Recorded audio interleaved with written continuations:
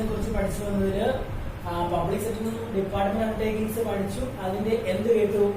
Features കേട്ടു അല്ലെ? 5 features ഉണ്ടായിരുന്നു. ഏതൊക്കെയാണെന്ന് നമുക്കറിയാം. എന്താണ് ജസ്റ്റ് ഞാൻ വിളിച്ചിട്ട് പറയാം. അതായത് ഇത് ഗവൺമെന്റ് നേരിട്ട് ഫണ്ട് നൽകി വർക്ക് ചെയ്യുന്ന സ്ഥാപനമാണെന്നും ട്രഷറി മുഖാന്തരം ഫണ്ട് കൊടുക്കുമെന്നും എന്താണ് ഇവർ അക്കൗണ്ടിങ് ആൻഡ് ഓഡിറ്റിംഗ് പ്രോസസ്സിന് വിധേയമായിരിക്കുമെന്നും ഇനി ഇവിടുത്തെ എംപ്ലോയീസിനെ നമുക്ക് ഗവൺമെന്റ് എംപ്ലോയീസ് എന്ന് വിളിക്കാമെന്നും ഇവിടെ ഇതേപോലത്തേക്ക് ഇതിനെ നമ്മളെ ഗവൺമെന്റ് മേജർ സബ് ഡിവിഷൻസ് എന്ന് വിളിക്കുന്നുവെന്നും ഇവര് എന്തിന് അതേ റെസ്പോൺസിബിലിറ്റി ആര് മിനിസ്ട്രി മിനിസ്ട്രിയോട് റെസ്പോൺസിബിൾ ആയിരിക്കണം എന്നും അല്ലെങ്കിൽ ആയിരിക്കുമെന്നും എന്ത് ചെയ്യുന്നു അതിന്റെ ഫീച്ചറായി പഠിച്ചു, സവിശേഷതയായി പഠിച്ചു എന്നുണ്ടെങ്കിൽ ഇനി നമ്മൾ കേൾക്കാൻ പോകുന്ന ഇവരുടെ മെറിറ്റിനെ കുറിച്ചിട്ടാണ്. ഈ ഡിപ്പാർട്ട്മെന്റ് അണ്ടർടേക്കിങ്സിലുള്ള മെറിറ്റുകൾ, അഡ്വാൻറ്റേജ്, പ്ലസ് പോയിന്റ്, പോസിറ്റീവ്നെസ് ഏതെല്ലാമാണെന്ന് നോക്കാം. അതിനുശേഷം നമുക്ക് ഡിമെറിറ്റ്സ് പഠിക്കാം, അഥവാ നെഗറ്റീവ്സ് പഠിക്കാം. ഇപ്പോൾ അതിന്റെ പോസിറ്റീവ് വശങ്ങൾ കേട്ടുള്ളൂ. അല്ലെങ്കിൽ ഒരു ഡിപ്പാർട്ട്മെന്റ് അണ്ടർടേക്കിങ്സിലുള്ള ഏറ്റവും വലിയ അഡ്വാൻറ്റേജസ്, ഗുണങ്ങൾ, പ്ലസ് പോയിന്റുകൾ, പോസിറ്റീവ്നെസ് ഏതൊക്കെയാണെന്ന് ചോദിച്ചാൽ ഒന്നാമത്തെ മെറിറ്റ് പറയുന്നു, ഒന്നാമത്തെ പോസിറ്റീവ് ആയിട്ടുള്ള കാര്യം പറയുന്നു, these undertakings facilitate the parliament to exercise effective control. അപ്പോൾ എന്താണ് ഇവിടെ പറഞ്ഞു വന്നത് ഇങ്ങനെയാണ്, ദീസ്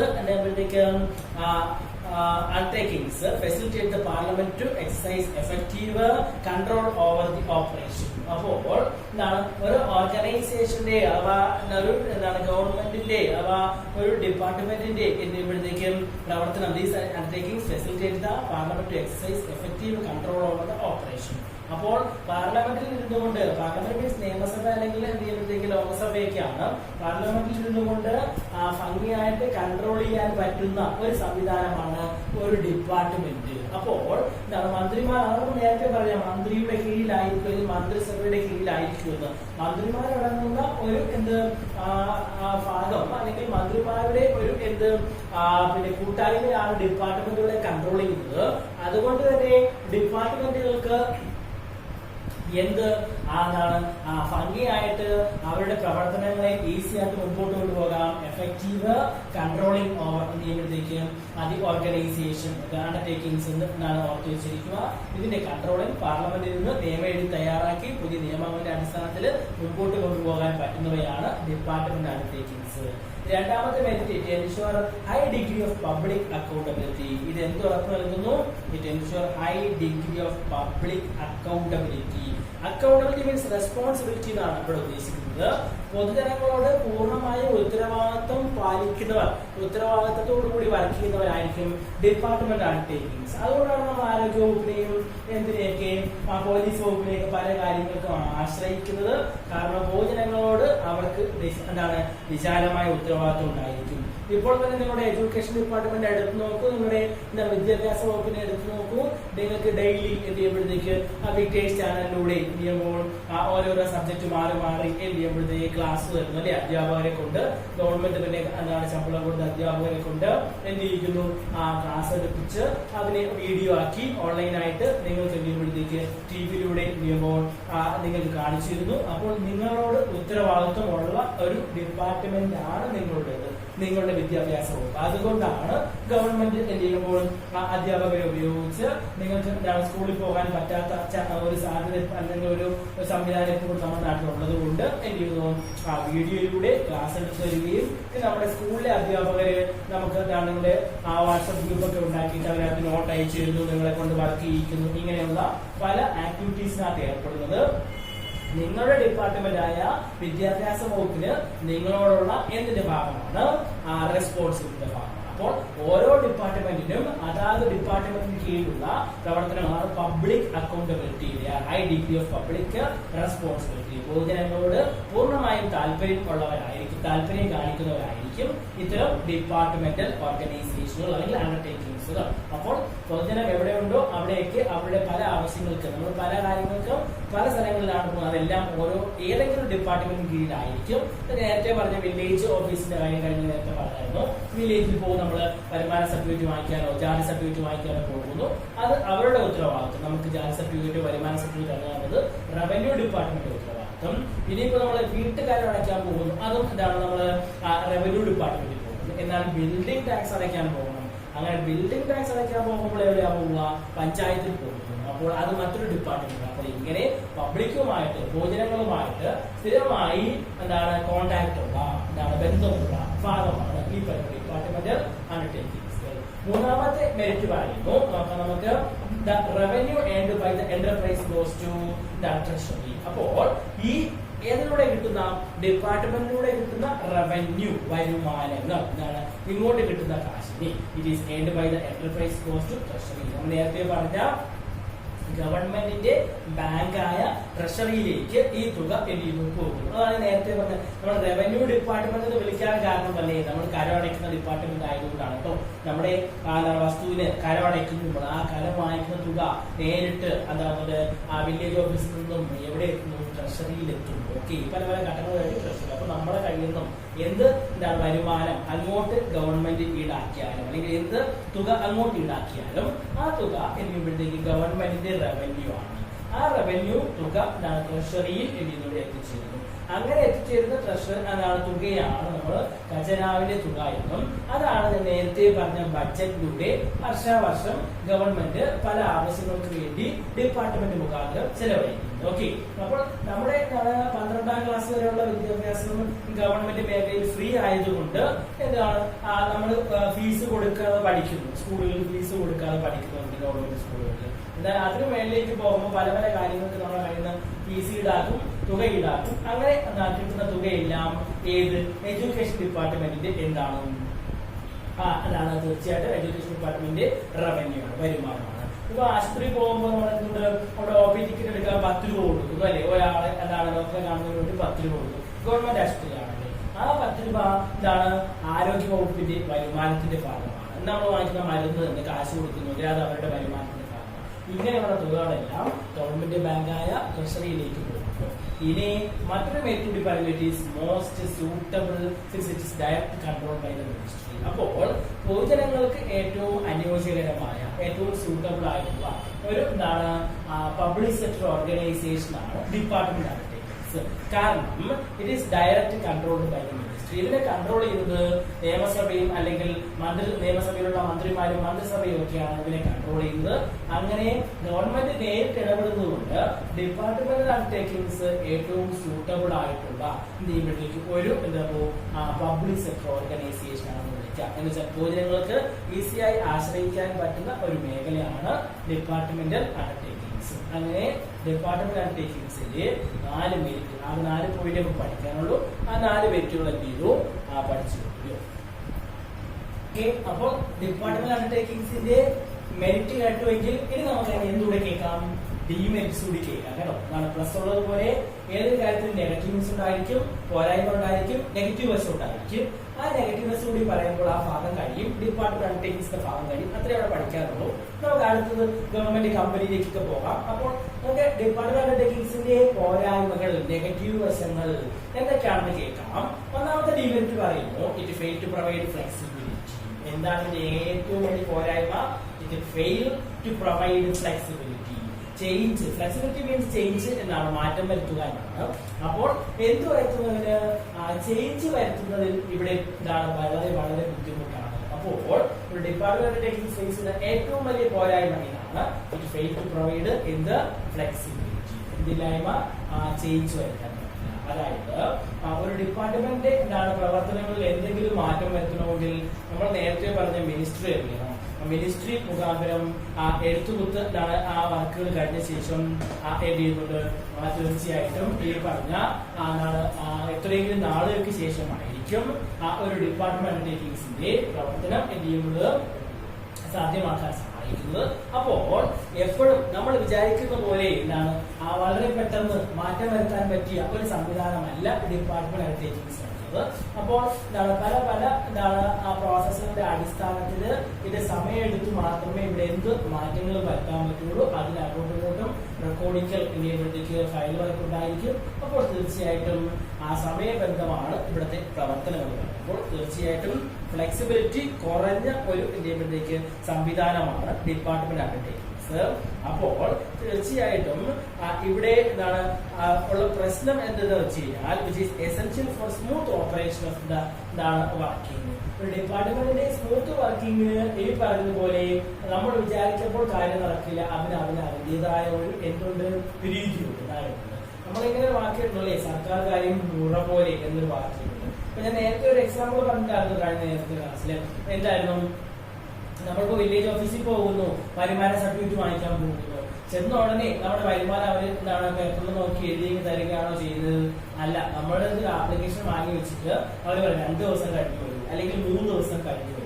അപ്പോൾ ഈ 2 ദിവസം കൊണ്ട് അവർ എന്താണ് ആ ഒരു സ്റ്റഡിയൊക്കെ നടത്തി പഴയ ഫയലിലൊക്കെ പഠിച്ച് കുറെ കാര്യങ്ങളൊക്കെ നോക്കി മനസ്സിലാക്കി അതിന്റെ അടിസ്ഥാനത്തിലായിരിക്കും നോക്കി എഴുതിയായിരിക്കും നിങ്ങളുടെ വരുമാനം ചിട്ടപ്പെടുത്തി നിങ്ങൾക്ക് എഴുതി തരുന്നത്. അപ്പോൾ തീർച്ചയായിട്ടും ഇതിന് അതിൻ്റെതായ ഒരു രീതി, അതാണ് മുറ പോലെ, അതിന് അതിൻ്റെതായ ഒരു രീതി, നയം, ചട്ടം, റൂളൊക്കെ ഉണ്ട്. ആ എന്താണ് റൂളുകളെ ചട്ടങ്ങളെ കൂടെ ചേഞ്ച് ചെയ്യാൻ പറ്റില്ല. അതുകൊണ്ടാണ് നമ്മൾ ഈ വാക്ക് ഉപയോഗിച്ചത് ഇറ്റ് ഫെയിൽ ടു പ്രൊവൈഡ് എന്തെന്ന് മാറ്റങ്ങൾ വരുത്താൻ ഫ്ലെക്സിബിൾ ആയിട്ടുള്ള എന്താണ് കാര്യം അല്ല നടക്കുന്നത്. രണ്ടാമത്തെ പോരായ്മ പറയുന്നു the employees have no freedom to take independent decisions. അപ്പോൾ ഇവിടുത്തെ എംപ്ലോയീസ് ആരാണെന്ന് നമുക്കറിയാം. ഇവിടുത്തെ എംപ്ലോയീസ് നമ്മൾ ആരെന്ന് വിളിക്കും? ഗവൺമെന്റ് സർവൻസ്, അല്ലെങ്കിൽ എന്താണ് ഗവൺമെന്റ് എംപ്ലോയീസ്, അല്ലെങ്കിൽ സർക്കാർ ഉദ്യോഗസ്ഥർ നമ്മൾ വിളിക്കുന്ന നേരത്തെ പറഞ്ഞിരുന്നു. അപ്പോൾ ഈ എംപ്ലോയീസിനെ എടുത്തു കഴിഞ്ഞാൽ they have no freedom to take independent decisions. അവർക്ക് സ്വന്തമായിട്ട് ഒറ്റയ്ക്ക് തീരുമാനം എടുക്കാനുള്ള എന്തില്ല, അധികാരമില്ല. അതുകൊണ്ടാണ് ഞാൻ മോളിൽ പറഞ്ഞത് നമ്മളൊരു ആപ്ലിക്കേഷൻ കൊടുക്കുമെന്നും ആ ആപ്ലിക്കേഷൻ വാങ്ങുന്ന ആളിന് നമുക്കത് എഴുതി തരാനുള്ള അധികാരമില്ല. അദ്ദേഹത്തിന്റെ മോളിലുള്ള ആളിന് ആ പേപ്പർ കൈമാറ്റം ചെയ്യും. അദ്ദേഹം ചിലപ്പോൾ അദ്ദേഹത്തിന്റെ മോളിൽ ആളുണ്ടായിരിക്കും, അദ്ദേഹത്തിന് ആ പേപ്പർ കൈമാറ്റം ചെയ്യും. ഇങ്ങനെ 1, 2, 3 കൈകൾ മാറി എന്താണ് അവരെല്ലാവരും അത് പഠിച്ച് തീരുമാനം എടുത്ത ശേഷമായിരിക്കും നിങ്ങൾക്ക് നിങ്ങളുടെ ആവശ്യം നിറവേറ്റപ്പെടുന്നത്. അപ്പൊ അതുകൊണ്ടാണ് ഒരു എംപ്ലോയിക്ക് സ്വന്തമായിട്ട് അദ്ദേഹത്തിന്റെ ഇഷ്ടപ്രകാരം ഡിസിഷൻ എടുക്കാനുള്ള അനുവാദം ഒരു ഡിപ്പാർട്ട്മെന്റിനകത്തില്ല. കാരണം ഇതിനെ കൺട്രോൾ ചെയ്യുകയും മാനേജ് ചെയ്യുകയും ചെയ്യുന്നത് ടോപ്പ് ലെവലിൽ നിന്നും മിനിസ്ട്രി ഒക്കെയാണ്, മന്ത്രിസഭയൊക്കെയാണ്. അപ്പോൾ വലിയ വലിയ കാര്യങ്ങളാകുമ്പോൾ തീർച്ചയായിട്ടും എന്താണ് ഈ പറഞ്ഞ ഫയല് പേപ്പർ വർക്ക് എന്ത് ചെയ്യണം? ഏറ്റവും മുകളിലേക്ക് പോകണം. നമ്മൾ നേരത്തെ വരുന്ന എക്സാം എടുക്കുമ്പോൾ റോഡ് ടാർ ചെയ്യാൻ വേണ്ടി 10 കിലോമീറ്റർ ദൂരമുള്ള റോഡ് ടാർ ചെയ്യാൻ വേണ്ടി എന്ത് ചെയ്യുന്നു? പേപ്പർ വർക്ക് ഇതാണ് നടന്നത്. അത് സാധാരണ ഒരു PWD എഞ്ചിനീയറുടെ ഓഫീസിൽ നിന്ന് സ്റ്റാർട്ട് ചെയ്ത് ആ പേപ്പർ നീങ്ങി ഏറ്റവും അവസാനം മന്ത്രിയുടെ മുമ്പിൽ എത്തും. നമ്മുടെ വകുപ്പ് മന്ത്രി, PWD വകുപ്പ് മന്ത്രിയാണ്, ഡിപ്പാർട്ട്മെന്റ് മിനിസ്റ്റർ ആണോ, അദ്ദേഹത്തിന്റെ മുമ്പിൽ എത്തും. അപ്പൊ അദ്ദേഹം ആ ഫയല് കണ്ട് അതിന് അപ്രൂവൽ കൊടുത്ത് സൈൻ ചെയ്ത് പണി തുടങ്ങാം എന്ന് എഴുതുമ്പോഴാണ് എന്ത് ചെയ്യുന്നത്? ആ വർക്ക് സ്റ്റാർട്ട് ചെയ്യാനുള്ള അനുവാദം.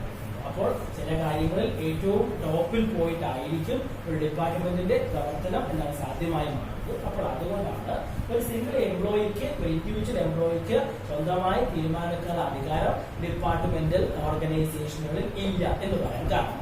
മൂന്നാമത്തെ demerit, they are unable to take advantage of business opportunities. ഇനി ഇവർക്ക് they are unable to take advantage of business opportunity. ഇവർക്ക് എന്തെടുക്കാനുള്ള ആ ബിസിനസ് ഓപ്പർച്യൂണിറ്റിക്കുള്ള ചാൻസ് വളരെ ചുരുക്കമാണ്. വളരെ ലഘുവായ ഒരു ബിസിനസ് ഓപ്പർച്യൂണിറ്റിയെ ഉള്ളൂ ഒരു ഡിപ്പാർട്ട്മെന്റിനെ സംബന്ധിച്ചോളം. എന്നാൽ അങ്ങനെ ഇല്ലെന്ന് വെച്ചാൽ ഉണ്ട്. നമുക്ക് എന്ത് ചെയ്യാം? നമ്മൾ നേരത്തെ എക്സാമ്പിൾ പറഞ്ഞപ്പോൾ പറഞ്ഞായിരുന്നു ആരോഗ്യ വകുപ്പിന്റെ കാര്യം പറഞ്ഞു. എന്താണ് 10 രൂപ വെച്ച് OP ടിക്കറ്റ് നമ്മളെ കയ്യിൽ നിന്ന് വാങ്ങിക്കുന്നു. ആ കിട്ടുന്ന തുക അത് തുച്ഛമായ വരുമാനമാണ്.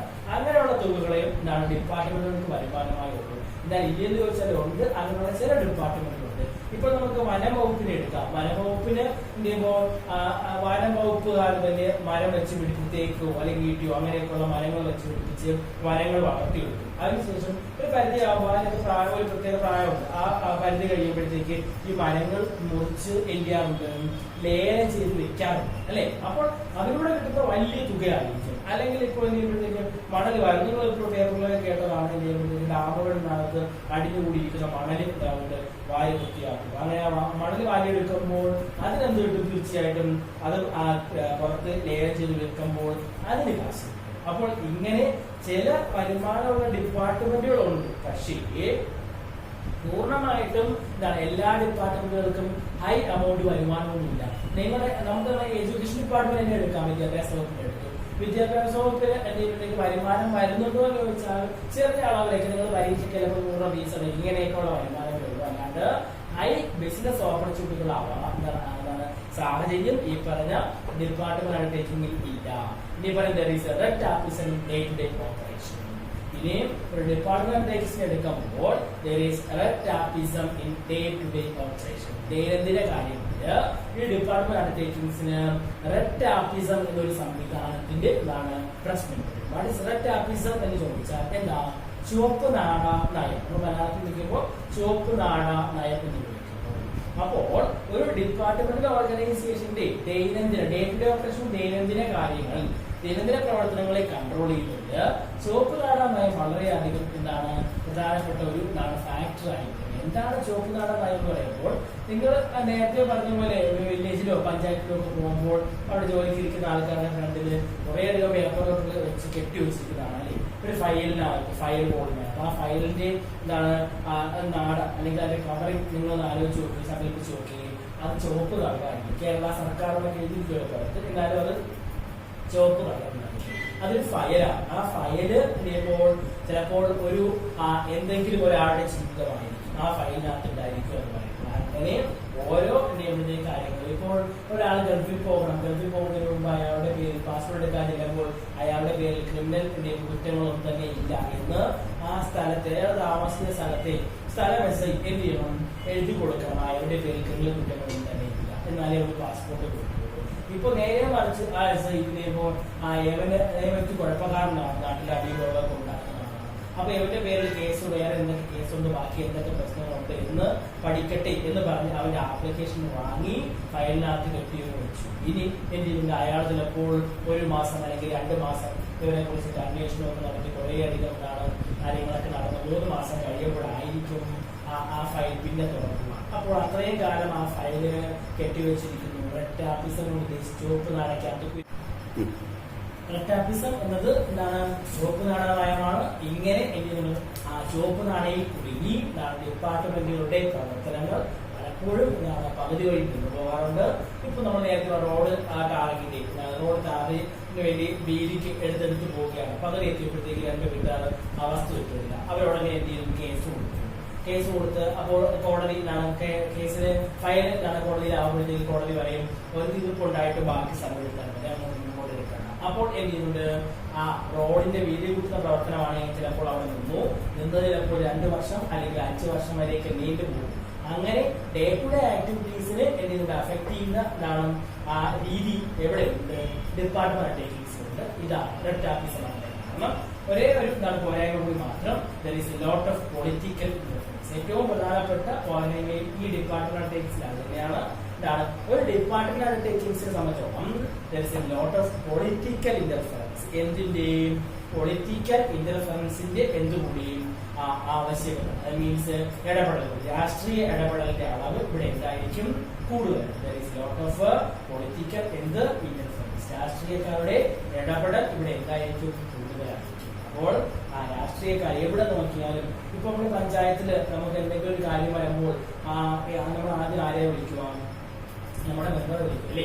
ആ മെമ്പർ രാഷ്ട്രീയക്കാരനാണ്, അദ്ദേഹം വന്നിടപെട്ട് അങ്ങനെയാക്കി ഇങ്ങനെയാക്കി. അപ്പോൾ പറഞ്ഞു വന്നത് ഏതൊരു ഡിപ്പാർട്ട്മെന്റ് പ്രവർത്തനങ്ങളിലെയും തടയിടാനും ആ തർക്കം വെക്കാനും ഒക്കെ എപ്പോഴും ആരുടെ രാഷ്ട്രീയക്കാരുടെ ഇടപെടലുണ്ടായിരിക്കും. നമ്മുടെ നാട്ടിൽ രാഷ്ട്രീയക്കാരുടെ രീതിയിൽ അറിയാം. നമുക്ക് എന്തൊരു കാര്യം നടക്കുമ്പോഴും അതിന് അവരുടേതായ ഒരു എന്ന് പറഞ്ഞുകൊണ്ട് അഭിപ്രായം പറഞ്ഞുകൊണ്ട് അതിനൊരു നെഗറ്റീവ് ഇമ്പാക്ട് ഒക്കെ ഉണ്ടാക്കിയെടുത്ത് വാർത്തയാക്കി, ന്യൂസാക്കി, ഫോട്ടോ ആക്കി, ഇങ്ങനെയൊക്കെ പല രീതിയിൽ രാഷ്ട്രീയക്കാരുടെ ഇടപെടൽ എന്തെങ്കിലും ഉണ്ടായിരിക്കും. തീർച്ചയായിട്ടും ഡിപ്പാർട്ട്മെന്റുകളുടെ സ്മൂത്ത് വർക്കിങ്ങിന്, നല്ല വർക്കിങ്ങിന്, പ്രവർത്തനത്തിന് രാഷ്ട്രീയക്കാരുടെ ഇടപെടൽ ഒരു പരിധിവരെ ദോഷകരമായിട്ട് ബാധിക്കാറുണ്ട്. ഓക്കെ, ഒന്നാം ഡിമേറ്റായിട്ട് ഫെയിൽ ടു പ്രൊവൈഡ് ഫ്ലെക്സിബിലിറ്റി. ഏറ്റവും പെട്ടെന്ന് ചേഞ്ച് വരുത്താൻ പറ്റില്ല, മാറ്റം വരുത്താൻ പറ്റില്ല. ബുദ്ധിമുട്ട് സമയമെടുത്ത് മാത്രമേ ചേഞ്ചുകൾ, മാറ്റങ്ങൾ ഉണ്ടാവുള്ളൂ. രണ്ടാമത്തെ പോരായ്മ, employees have no freedom to take independent decision. സ്വന്തമായിട്ട് ഡിസിഷൻ എടുക്കാനുള്ള അവകാശം ആർക്കില്ല? എംപ്ലോയീസിനില്ല. പിന്നെ unable to take advantage of business opportunity. ഇത്തരം ഡിപ്പാർട്ട്മെന്റ് ഓർഗനൈസേഷനുകളിൽ ബിസിനസ് ഓപ്പർച്യൂണിറ്റി അളവ് എന്തായിരിക്കും? കുറവായിരിക്കും. ബിസിനസ് ചെയ്ത് വരുമാനം ഉണ്ടാക്കുന്നതിന്റെ അളവ് കുറവായിരിക്കും എന്നാണ് പറഞ്ഞത്. ഇനി there is red tapism in day-to-day operation. ഇവിടുത്തെ പ്രവർത്തനങ്ങളുടെ ദിനദിന കാര്യങ്ങളിൽ എന്ത് ചെയ്യുന്നുണ്ട്, ആ ചുവപ്പ് നാടകം എന്നൊരു സംവിധാനം ഇടപെടാറുണ്ട്. ഇനി എന്താണ്, പൊളിറ്റിക്കൽ ഇന്റർഫറൻസ്, രാഷ്ട്രീയക്കാരുടെ ഇടപെടലിന്റെ അളവ് ഇവിടെ എന്തായിരിക്കും, കൂടുതലായിരിക്കും. അപ്പോൾ നമ്മൾ പഠിച്ചു വന്ന പബ്ലിക് സെക്ടർ ഓർഗനൈസേഷനുകളിൽ ആദ്യം മൂന്നായി തരംതിരിച്ചു. ഡിപ്പാർട്ട്മെന്റ് അണ്ടർടേക്കിംഗ്സ് എന്നും സ്റ്റാറ്റ്യൂട്ടറി കോർപ്പറേഷൻ എന്നും ഗവൺമെന്റ് കമ്പനീസ് എന്നുമാണ്. അതിൽ ഡിപ്പാർട്ട്മെന്റ് അണ്ടർടേക്കിംഗ്സ് നമ്മൾ എന്താണെന്ന് പഠിച്ചു, അതിന്റെ ഫീച്ചേഴ്സ് പഠിച്ചു, മെറിറ്റ് പഠിച്ചു. ഇപ്പോൾ നമ്മൾ അതിന്റെ എന്ത് കേട്ടു, ഡിമെറിറ്റ്സും കേട്ടു. അങ്ങനെ ആ ഭാഗം കഴിഞ്ഞിട്ടുണ്ട്. അടുത്ത എന്താണ് നമുക്ക് കേൾക്കാനുള്ളത്, സ്റ്റാറ്റ്യൂട്ടറി കോർപ്പറേഷനെ കുറിച്ചിട്ടായിരിക്കും.